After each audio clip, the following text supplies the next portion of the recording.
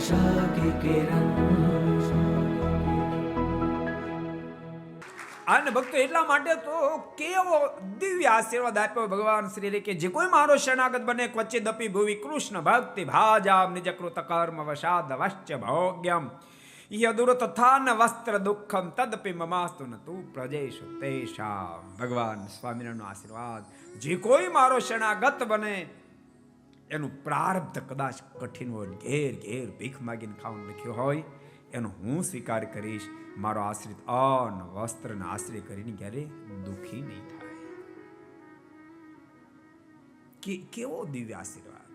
માત્ર લોકનો આપ્યામાં નહીં, આ લોકનો આપ્યા પછી તુરંત ભગવાન શ્રી બીજો આશીર્વાદ આપ્યો.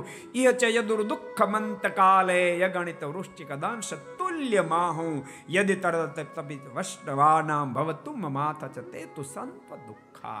ભગવાન શ્રી હરિ બોલ્યા છે, મારો જ શરણાગત બને એનો અંતકાળ જ્યારે આવે ને ત્યારે માખણમાંથી મોળો કાઢે એમ એનો દેહ છૂટે.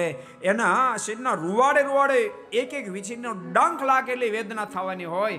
મને શરીરમાં 3.5 કરોડ રૂવાડા એટલી વેદના થવાની હોય.